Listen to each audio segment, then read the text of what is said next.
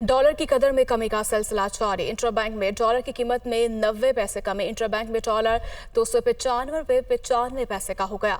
Open market में dollar 50 पैसे कमी के बाद 298 रुपये पर 50 पैसे पर फरोख्त हो रहा है। दूसरी जानिब पाकिस्तान स्टॉक मार्केट में 50 पॉइंट्स का इजाफा।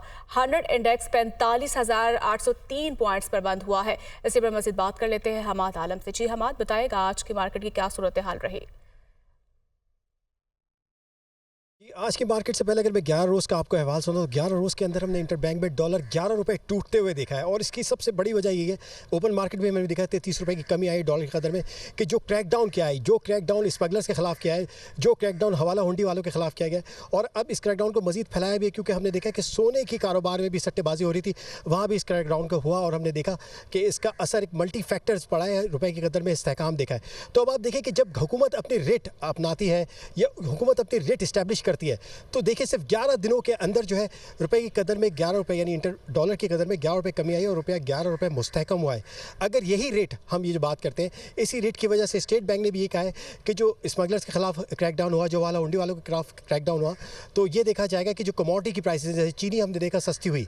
इसके साथ साथ इंटर बैंक ने कहा कि अगर करेंसी मार्केट में रुपया इस्तेहकम होता है तो आगे आने वाले दिनों में स्टेट बैंक ये समझता है कि महंगाई की शिद्दत या महंगाई की रफ्तार में कमी आएगी। तो मेजर फैक्टर जो है तमाम पॉजिटिव न्यूज़ के पीछे वो एक ही है और वो है वो क्रैकडाउन। अगर यही क्रैकडाउन मुल्क का खजाना लूटने वालों के खिलाफ हो या यही क्रैकडाउन टैक्स चोरों के खिलाफ हो, तो हम समझ सकते हैं कि हमारा जो खजाना है उसमें भी इसी तरह रेवेन्यू बढ़ेगा। हुकूमत ये क्यों कर्ज लेती है? हुकूमत इसलिए कर्ज लेती है कि हुकूमत के अखराजात ज़्यादा है और आमदन कम है। और आमदन कम इसी वजह से क्योंकि हमारे टैक्स चोरी बहुत है।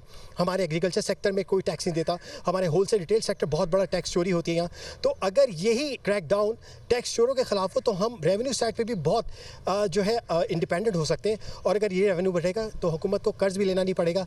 इसी कर्ज की वजह से हम देखते हैं कि एक महंगाई सिर्फ यही नहीं कि डॉलर ऊपर जा रहा है तो महंगाई हो रही है। महंगाई इस वजह से भी हो रही है कि हुकूमत जो कमर्शियल बैंकों से कर्जा ले रही है, और हुकूमत कमर्शियल बैंकों से कर्जा इसलिए ले रही है क्योंकि हुकूमत को अपना काम चलाना है। और ये जो कर्जा है जो मईशत के अंदर आ रहा है, इससे ज़र का फैलाव बढ़ रहा है, तो ये भी एक बहुत बड़ा फैक्टर है महंगाई में इजाफे का।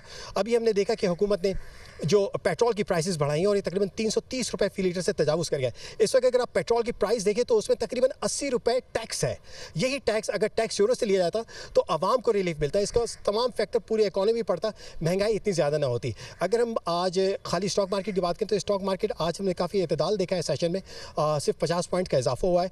और इन्वेस्टर्स का कहना ये है कि इस वक्त जैसे जैसे सर्टेनिटी की सूरत हाल आएगी सियासी मैदान में, हम देखेंगे कि गैर यकीनी सूरत हाल ख़त्म होगी। मज़ीद फ़ॉरेन इन्वेस्टमेंट स्टॉक मार्केट या फ़ॉरेन डायरेक्ट इन्वेस्टमेंट मुख्तलिफ शोबों में मईशत के आएगी। ठीक है हमाद आलम, बहुत शुक्रिया आपका।